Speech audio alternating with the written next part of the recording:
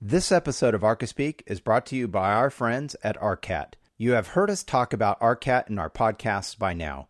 Hopefully you've taken the time to visit their site because this is such a great tool for you, the design professional. For this episode, I want to tell you about something new that Arcat has launched. It's called Charrette. This is another great free service from Arcat for you to take advantage of. Create a project, assign tasks, share and collaborate with colleagues and clients in real time. You can use it as a tool to just simply promote your firm for the world to see. At a minimum, this is free advertising for your firm. Simply put up photos and create a portfolio for people to browse. We helped Arcat during the beta test, and we think it's pretty slick. In addition to all the other features we've talked about that Arcat offers, this is another awesome free service from Arcat. Make sure you go check it out. You've got nothing to lose, so go over to arcat.com and click on the project login link right on the top of the homepage. Thanks again for Arcat, who is our longest running sponsor of Archispeak, for sponsoring this episode of the show. We here at the Archispeak podcast are extremely excited to have our latest sponsor on this episode, which is the American Institute of Architects. And they want to introduce Architectural Adventures, which is the new travel program from the AIA. Join Architectural Adventures on immersive small group tours that take you behind the scenes to experience exclusive access to the world's greatest architecture. Delight in world-class accommodations and fine regional dining with like-minded travelers. Tours range from 5 to 20 days and include an architectural expert selected by the AIA to ensure enjoyment for architecture enthusiasts and intellectually curious travelers alike. Visit architecturaladventures.org/podcast to sign up for updates and find out more about the remaining 2017 tours and the 2018 lineup. Again, that's architecturaladventures.org/podcast. And thanks to the AIA for sponsoring this episode of Archispeak.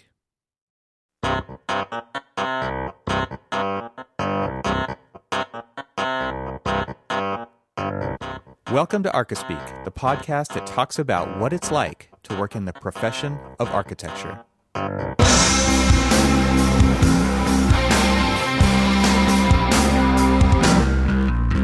Welcome to episode 118 of the Archispeak podcast. I'm Neil Pan. I'm Evan Troxel. And I'm Cormac Phelan. This episode, we wanted to kind of continue our tradition of kind of reinforcing the importance of getting out of the office and doing some summer traveling. And so we've done this a couple times in the past. I think we've done it once each year. I mean, I can't remember It exactly. might help if we actually look that up and check, but that's okay. Yeah. We do a lot of homework for this. It's too much work. We're talking about the importance of getting away from work. Yeah. So, and Neil just got back from a kind of a big trip, and I'm about to go on one, and Cormac's going to tag on to the end of mine being out. So we've got a lot of work to do to keep the Archispeak podcast running this summer while we're off traveling and going to our various destinations. So we thought it'd be fun to kind of talk about that. And just because of the kind of alignment of the AIA sponsorship of this episode, talking about their Architectural Adventures program that they're offering, it just kind of all lined up. And so here we are. And I guess kicking things off, let's start with you, Neil, because you just got back and this is all like super fresh in your memory. Maybe you can talk a little bit about your summer trip that you've done and then maybe where you're going next. The first of two. Yeah, what'd you do, Neil? Well, we went back to New York. It was a kind of a unexpected, not necessarily unexpected, but shortly planned trip to attend a family member's wedding. And so we decided, well, if we have to go back to New York anyway, let's take off a few days before we have to go to the wedding and visit New York City. I hadn't been there since 2003. And that was the only time I'd ever been there. And all it did for 2 days, the 2 days I was there, was rain. So I hadn't seen the sun in New York yet. So fortunately, the 5 days we were in the city, it was pretty spectacular. It pretty much was sunny, very hot though. It was in the 90s back there. So if any of you know East Coast weather in 90s, it's not necessarily the most pleasant, but it was at least very nice. Yeah. Cormac, do you know anything about that? No, not at all. You're already running the AC. Yeah. It's early. Yeah, it was definitely pretty warm, especially the day we got out to Liberty Island and to see the Statue of Liberty. It was like, I think it got up to about 95, 96 that day. So not the most pleasurable experience there, but it was pretty spectacular to be able to go to New York, one, and have fantastic weather. We walked along the High Line, which was a pretty amazing project of an old, what was it, elevated rail? Yeah. And after years of neglect, I think the story, I didn't get into the entire story of this, but my rough recollection is that over time, of course, weeds and just flowers and different things started growing on this thing, and people had the idea of, hey, let's turn it into something, and they did. There was I believe, an architectural competition that turned this into what it is now, and it's a pretty spectacular. I think it's 1.5 miles long, and you get some spectacular views of the city because you're elevated, and you get to see through different corridors or just avenues that in different perspectives than you would get from the street level. And then it's just lined with trees and different foliage and different seating areas off to the side, and it's a pretty spectacular project and a great thing to experience if you're in New York, because you get the feeling like you're in the big city, but you're completely surrounded with, it's like a little bit of Central Park through the middle of the city. It's very strange, but it's a wonderful experience, and if anybody goes there, I highly recommend it. Yeah, we're actually planning on a weekend trip to the city, so that was one of the things after seeing. And I don't know if anybody noticed this, the few shots here and there of you on the line. It was a plethora. No, actually, I mean, honestly, because of all of the shots and stuff, I'm like, okay, every time we go to the city, we, for some reason, never seem to get a chance to go to the High Line. I don't know, I just here, there, or whatever. I mean, we were only there for like a day or whatever.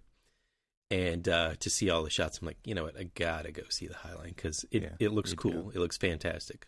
I went there on my last trip, and it was like Neil is kind of alluding to. It stands above a lot of the other memories that I have from that trip because of its impact on me. And as a piece of landscape architecture and as a piece of infrastructure, and the way that it just kind of stitches these blocks and neighborhoods together and brings all these, it's so activated. Yes. I mean, that's one of the things that is so epic about it, I think, is just how it totally activated the west side of the city there to pull everybody into this outdoor space. And then just how you kind of get, like you're talking about, Neil, all these different vantage points of under buildings and over buildings and in between buildings. And they kind of put the city on display. There's like these little amphitheaters where you can just hang out and have a picnic while you're looking at, the traffic going underneath you and stuff. It's just amazing. And so it really does stand out because how different it is, I think. I mean, it's just one of those places that it was leftovers, right? Yeah. And now it's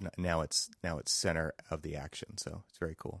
Yeah, it was very warm the day we walked it, and I think we spent maybe 3 hours or more just kind of walking this thing, sitting down, kind of experiencing it, having some ice cream along the way, checking out some of the different booths as far as supporting it. They sell T-shirts and other things to help fund and the continuing funding of the High Line. So it's something you definitely don't, it's not something you just kind of walk and blow through. You really have to experience it and spend some time walking through it. And there's some notable architecture to see. I think there's a Zaha Hadid project that you walk right next to, and a couple other noted architects' projects that you walk by.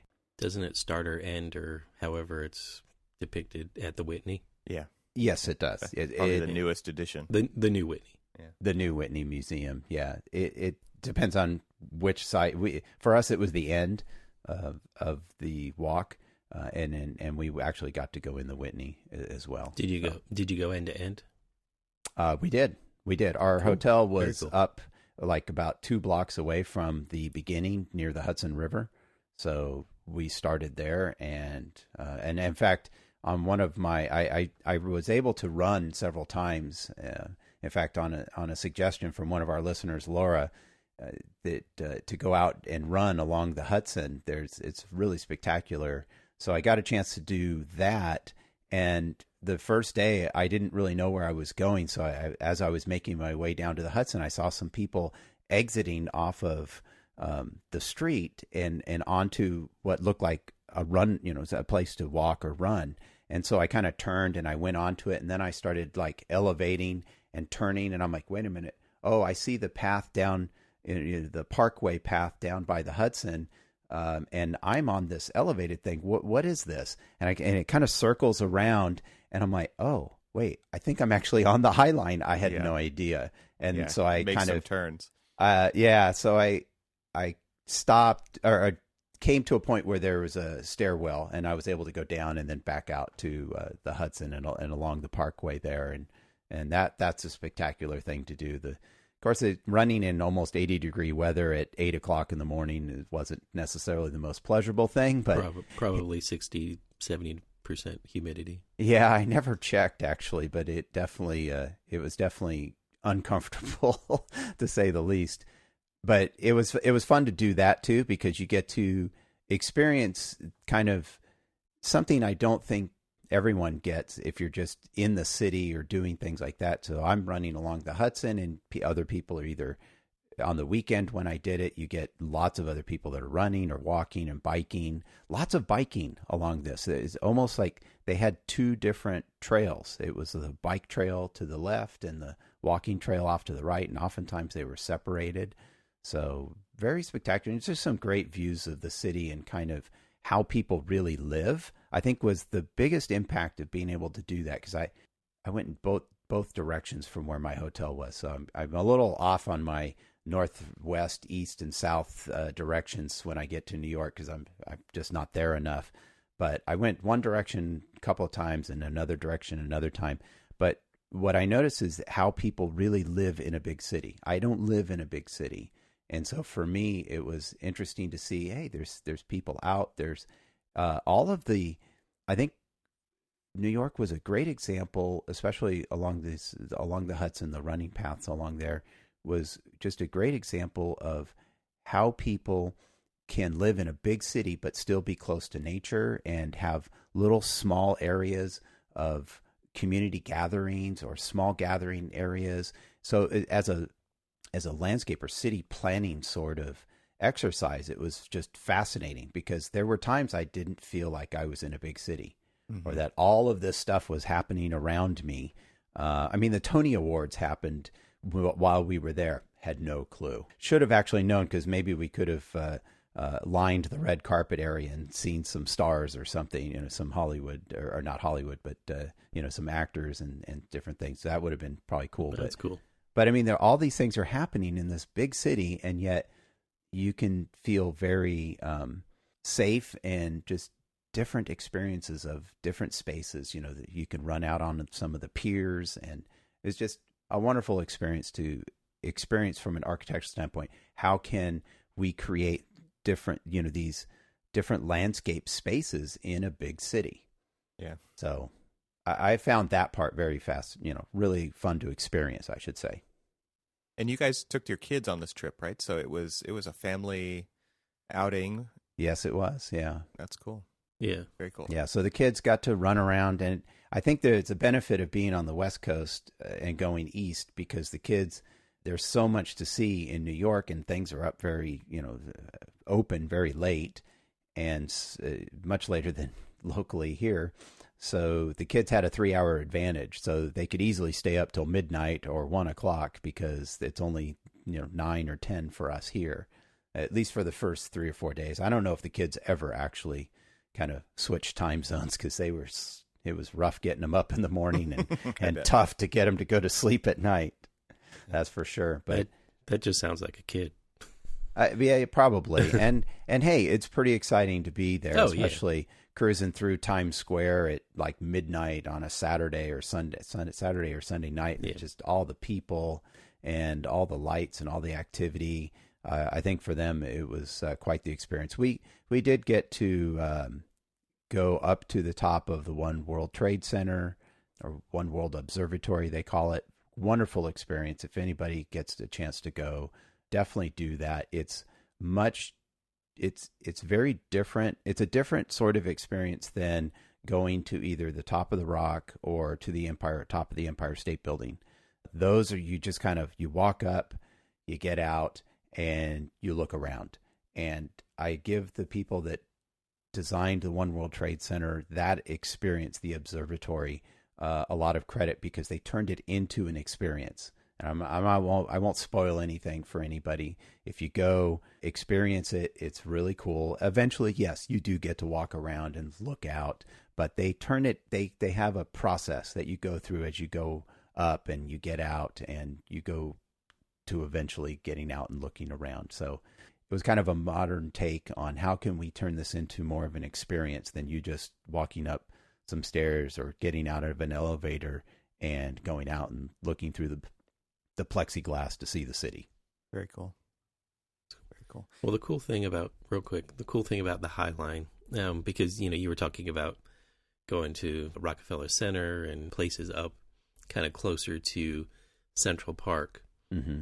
And that's usually where we always end up every time we're touristing up New York City.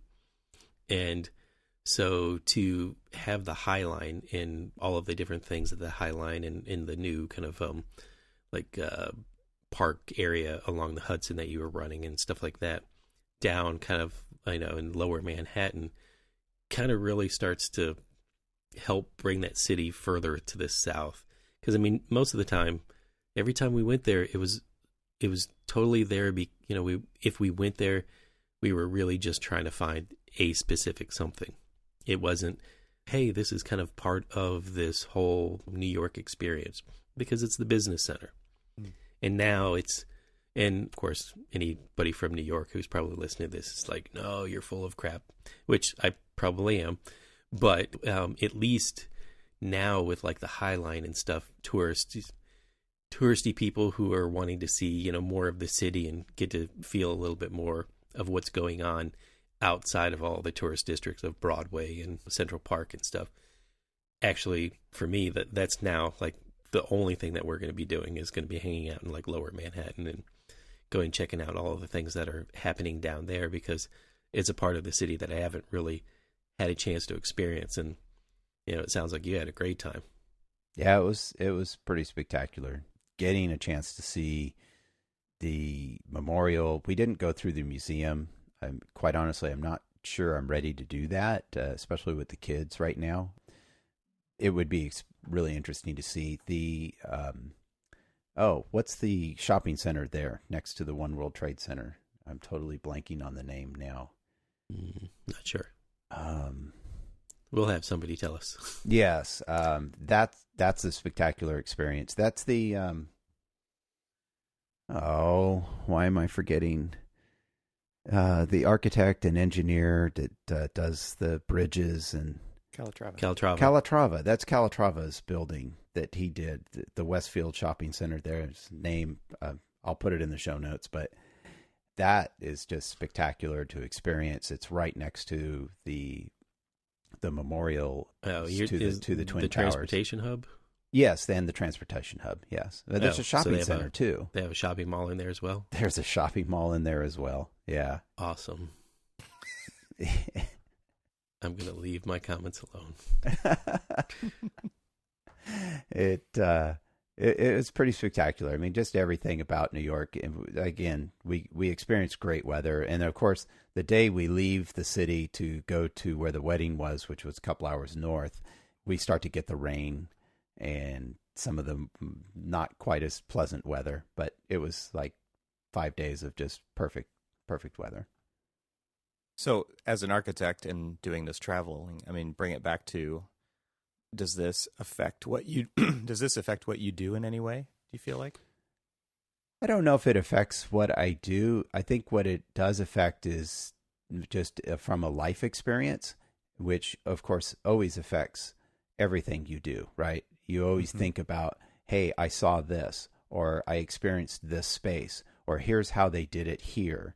So I think I can't think of any specific things right off the top of my head that affect I could see like when what you were I do, but you were just talking about the way that they used outdoor space and the way that they've planned it and landscaped it in different ways than that really created something that stood out to you. I could see ideas like that informing work that you do, right? Because I think at some level we get to the point where we tend to do what we've done right before and apply strategies that worked to our new projects, whether we know if they're going to really work or whether it's the right solution for that project, because it's based on our experience. And so like what you're saying is the experiences you had will affect your life. And so I'm just wondering if you can see any connection to your work, it affecting that. Well, I'll give you a good example. So this week at the office, we're working on creating a community building for an existing apartment, low-income apartment complex. And so it'll be a new building, and typically I've done a few of these already this year for the same client. And typically they're kind of one monolithic sort of space, community space with either a kitchenette or a small kitchen, some computers, a laundry room, some service office, and a property management office. It's kind of the basic program that for some of these smaller complexes. And so where we were going to put this one through and this was just coming to the top of my mind as you asked me this question, because I didn't think of it this way. But as we were working on this project, we actually split the building, and we separated the laundry and the service office from the rest of the community building, which is more kind of a public space for the residents. And we split them. And I'm like, well, what if we create two separate smaller buildings, and instead of putting them together, and I can open this space up, I can line it with some trees, and I can put some benches out here along this area, and I can make the entrance to the laundry and the service offices off of this area. So you've got engagement. And then if people are waiting for the laundry, instead of maybe walking all the way back to their apartment, they can actually sit outside and sit in these benches and things and create this like outdoor space. So I had not made the connection, but I guarantee you there was some influence of what I experienced just a week ago in creating the design for this building and the space around it. Yeah. Mm-hmm. So unconsciously, I bet you there it is, right? You're right. And just if you continue to sit in the cube and just do the day in, day out stuff, that doesn't happen, right? I think there's a big disconnect between looking at pictures on websites for how potential solutions, like we talked about in one of our previous episodes, right, designed by Google, versus actually getting out and just experiencing stuff, right? Experiencing different landscapes, different ideas, different buildings, no matter what it is. But if you're constantly, like you're saying, that subconscious is kind of taking that stuff in and processing it, and you never know where it's going to come out. I think that's kind of exciting. Yeah. And think about this, Neil. I mean, you may not have specifically been going to New York to look at architecture and put on your architect goggles and say, this is what I want to see. But just through going and getting ice cream with your kids or running down the Hudson and all of these other things, those observations and just kind of seeing the way people are living and engaging with their architecture kind of helped inform, what you're working on, because it kind of fits, it works, it helps.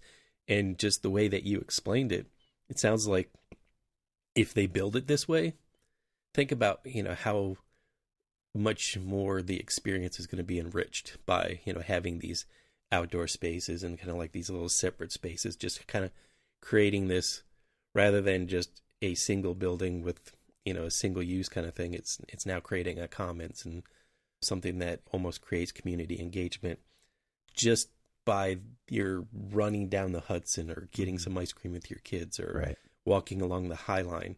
Purely subconsciously, it's like elevated your design. Yeah, I would agree with that. I did one architecture building of note that I did get to finally experience in person was the Guggenheim Museum. I was going to say, I do remember those pictures. Yeah, we didn't. By the time we got there, we got into the lobby, but it was less than 20 minutes or 25 minutes before they closed, and they wouldn't let us actually pay to go see and experience the rest of the building. Sometimes that's enough. But we did at least get into the building and experience the lobby area. We didn't get to go upstairs or anything. And then we were, of course, outside, and I got a chance to walk around the building. And what a great structure. I mean, totally not contextual at all, but what a wonderful building to experience. Iconic. Very iconic, yeah. And that's certainly a building I've seen and idolized for a long time. I love curves. I love simple shapes and things. So to experience that as an architect was like, wow, this is really great. And then at the same time, just it's like, wow, it's real, right? I think that was probably the biggest thing in experiencing that building was, it's really there. It's real, right? Because I've only ever experienced it in a book or photos or something like that. And it's so iconic, and yet, no, it's actually real. People use this space. There's vendors on the corner that probably have no real appreciation for the architecture, but they know it's a tourist area, or people.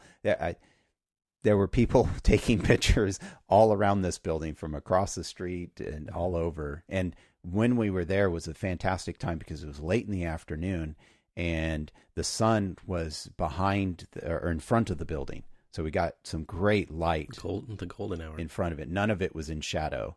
So that was just fantastic. If you're there, if you want to experience the Guggenheim, I recommend going in the later afternoon to the building because that'll be the best light to take a photograph of the building, and not in the morning when the sun will be behind the building. Right.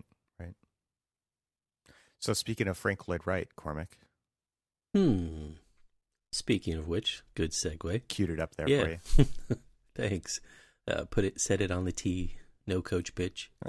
Just let me lob it right on out. No, so today we're as we're recording this, I'm kind of saying, all right, let's quicker tell that story. Right? Nice. No, you got a long drive ahead of you. Yes. Yeah, I got a long drive ahead of me. 3 hours. My wife texted me while I was at work the other day, and she's like, you know what? Let's go to Falling Water this weekend. Now, I've been. My family's never been, and kind of much like what you're talking about, Neil. It's like, how do you get an architectural like tour, vacation, or whatever in, and also kind of make it fun for the kids? Now, I sometimes I never really give them the option. They're like, hey, we're gonna go see Mount Vernon. And, while I'm looking at the architecture and everything else, they're, kind of experiencing what life was like on, Mount Vernon of the time and stuff like that. And this one's kind of more specific to you're going out into the middle of the woods because there's a really cool house there. The cool house. And so how am I going to make it kind of fun for them? Is the cool thing is that there's hiking trails and walking trails, and that's stuff that they really kind of enjoy doing. And being able to put it in the context of, Dad gets to go see a really cool historic building that is, again, most of the time people just see it in magazines or online or whatever. So I'm going to get the opportunity to at least share the experience with my wife, who's been wanting to go see it, but unfortunately just time hadn't done it. I went a couple years ago when they were out of town on vacation. I was like, well, I've got the day to myself. Let me just drive out there, and it's a 3-hour drive from where I live, and it's a great drive too because you get to drive and you leave the city, and then it starts going into just like suburb and into like the rural mountain landscape, and then boom, you're in the middle of the woods with this absolutely amazing house just perched over the top of a really cool running stream. And you think to yourself, how did he get away with this? How did this guy just really, because so the photograph that everybody sees of it perched up on the rocky little cliff with the water running underneath it, and you see like the little falls and everything else. That was the vision that the Kaufmans wanted to see outside of their window. They wanted to see that from their window of the house. And so where people are kind of like perch taking photographs of the building, that's where the building was supposed to be. And they're sitting there and they're like, we really want to, see this view. And Frank's like, all right, how about this? Instead of seeing the view, why don't you be part of the view? Why don't you engage? Why do you guys go? Why do you love this particular spot on this site? And they're like, let's do this. We go and we swim in the water. We go and we climb along the rocks and all this other stuff. And he's like, okay. And then he comes back and he shows them. They're like, we never in our wildest dreams thought to do that. Right. And so that's what we're gonna do today. Is we're gonna be driving up there. We're gonna hang out there for the day and then just drive back. Awesome. That's what we do. That's a great little outing. I mean, it's going to have a ton of impact, I think, too. Oh yeah, on the family. Yeah, and and then just being able to kind of like hike the woods and all of that other stuff because it's just fun. Road trips are the best, honestly. Like road trips are. It's a great way to just get out and see things and not make a big deal out of the planning. Like you could just go right. and I have actually there's a colleague of mine who's got a motorcycle and he's on a 2-week just motorcycle trip up through starting here in Southern California all the way up to Glacier National Park in Montana. Oh wow. And all the way up just to to the border of Canada. And he's just I said, "Okay, so what's the itinerary?" And it was like, "I don't know." We're just going to figure it out as we go. And I think that's so awesome, man. Like there's just something to the journey rather than the destination that makes it so neat. And that's like the antithesis of what I'm about to do.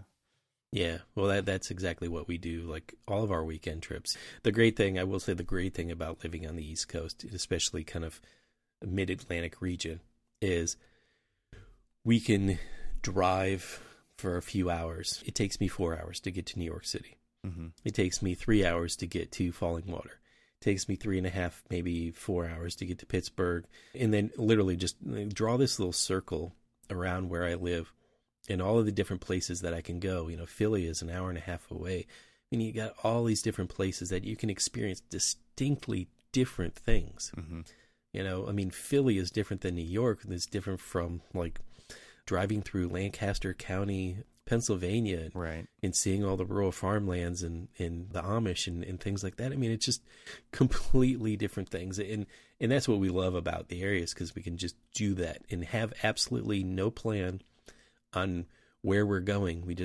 We're hoping to get in kind of a trip that we want. I mean, we've got our normal trips planned for the summer, but there's one trip that we have been talking about really wanting to do, and it might turn into being just a really long weekend, which is still a doable thing, but it's point our truck north to Maine and drive till we can get to Acadia National Park, maybe camp a day or two, and then turn around and drive back. But drive back on the back roads, try to avoid highways, and then just see what we run into.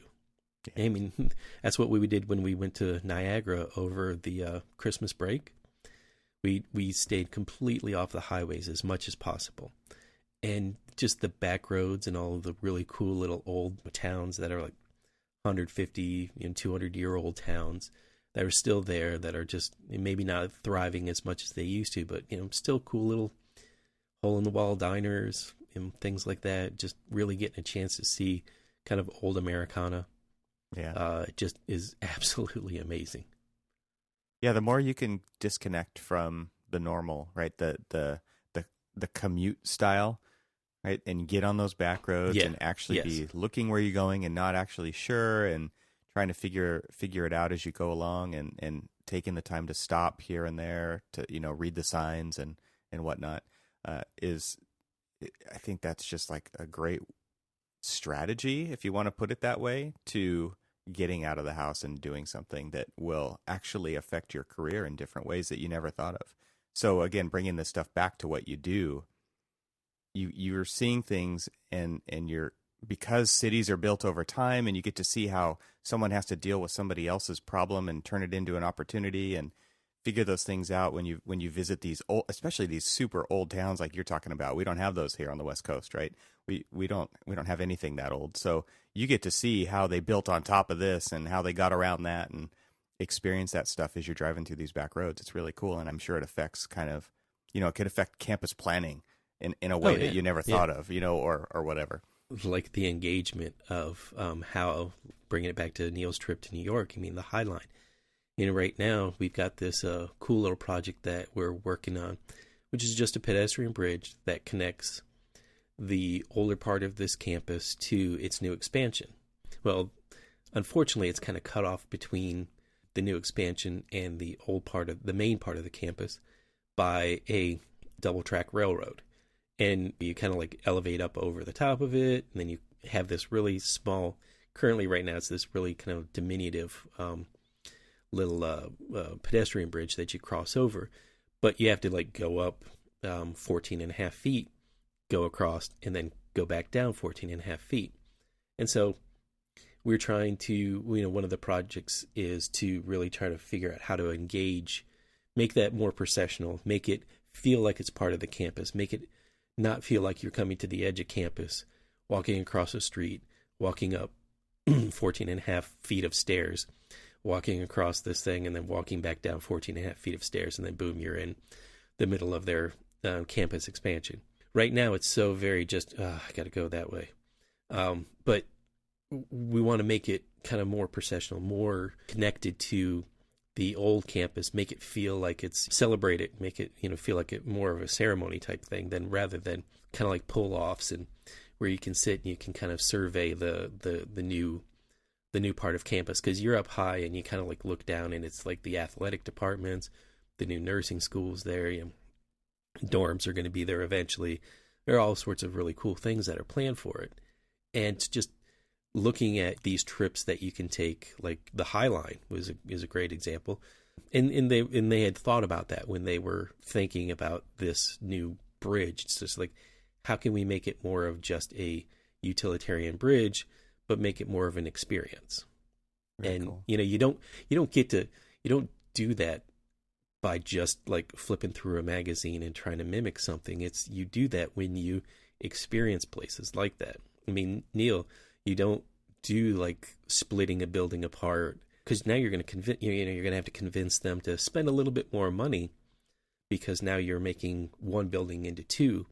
But what you're doing is you're creating an experience. Right. And to be able to, you wouldn't know that, you wouldn't know to even do that if you weren't just, even if it's purely subconsciously, you wouldn't know that if you didn't experience some of these places. And that, as we've said countless times, I know Evan is a huge preacher of that, and for good reason, of getting out there and experiencing things and seeing things and kind of broadening your palette. Yeah. Hey, so I've got an idea.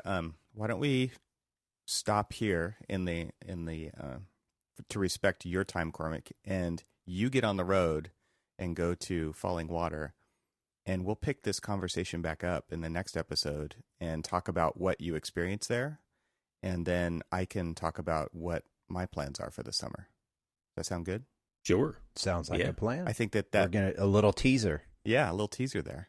I like that. I think it would be cool to kind of see this or hear this play out full circle, because I think it would be cool to hear the experiences that your family has, and then we can talk a little bit more about what the AIA's tours are coming up. They've got a bunch of different locations. We'll put the link to that in our show notes, but if you don't click on the link to the AIA thing, let me just tell you about it. They're going to be going to, in 2018, which the bookings open up for this summer.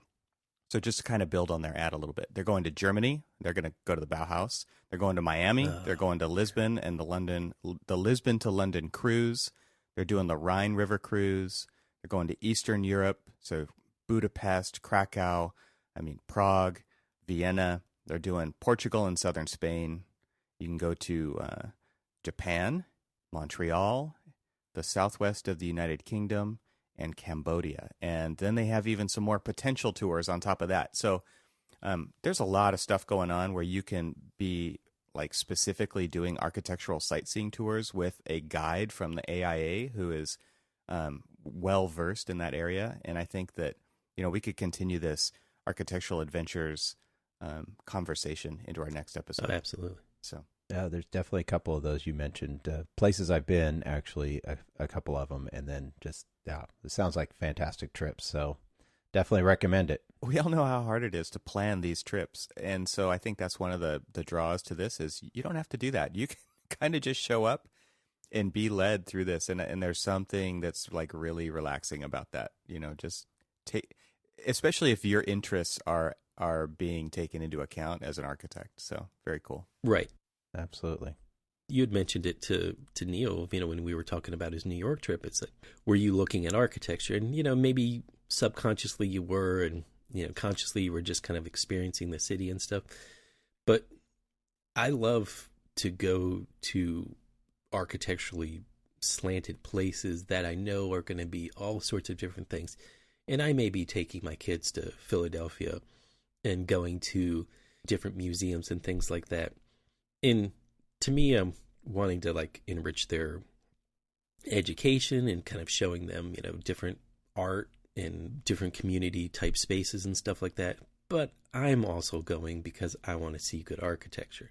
You selfish. And but the thing about it is that I'm trying not to be selfish by finding things that I can do with them at the places that I really want to go. Yep. Like today, I will be going to Falling Water, and I really want to go see the building. My wife really wants to go see the building. I don't know whether or not my kids want to go see. They'll go through the building on the tour because I've already paid for it. but they're also going to, they'll have fun going. Oh, this will be something that they'll just always remember. I mean, it's going to affect them in ways you have no idea. Oh yeah, sure. But I mean, also, what are other things there that I can kind of help them do? And Neil, you were just like, hey, we stopped and we had ice cream on the High Line. Well, you know what? Just having ice cream on the High Line while you're overlooking the Hudson River and kind of immersed in the middle of all of these buildings and stuff. You may not have intentionally done that, but that is purely an architectural experience. Oh yeah, no, they're kids of architectural parents, so they have no hope. Yeah, exactly. All right, well, stay tuned for part 2 coming up next episode. First, we want us to thank our sponsors, Arcat. Check out all the features they offer over at arcat.com. And we also sponsored by Architectural Adventures, which is the official travel program of the American Institute of Architects. Thanks to both of them for sponsoring this episode. And remember to visit the website, archispeakpodcast.com, for links to our catalog of episodes and to sign up for our newsletter, which includes links to everything we mention in the episode. And between episodes, join the conversation on our Facebook page or through Twitter. Links to everything can be found at archispeakpodcast.com. Stay subscribed, everyone, and thanks for listening. We'll catch you next time. Have a good trip. And cue up your best canned heat and get on the road again. Absolutely. Bye, everyone. See ya.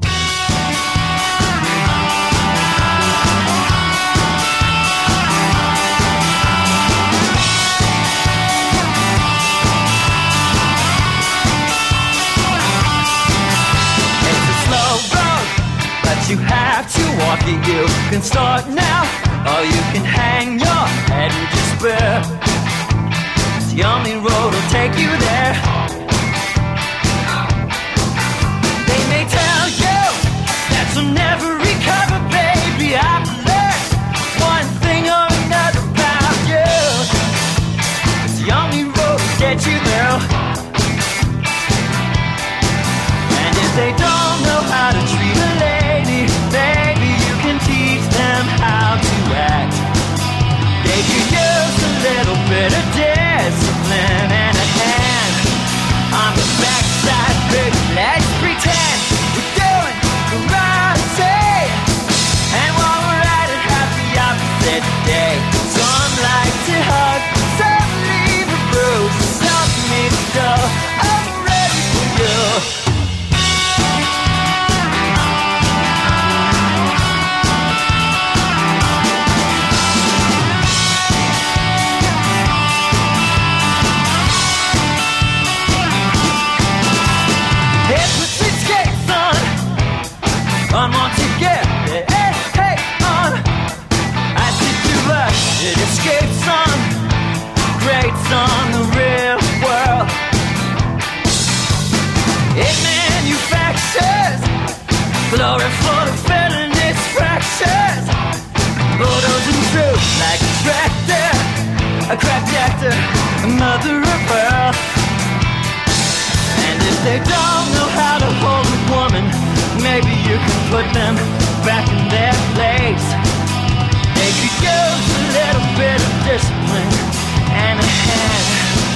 across their face. Baby, let's pretend we're doing rosy.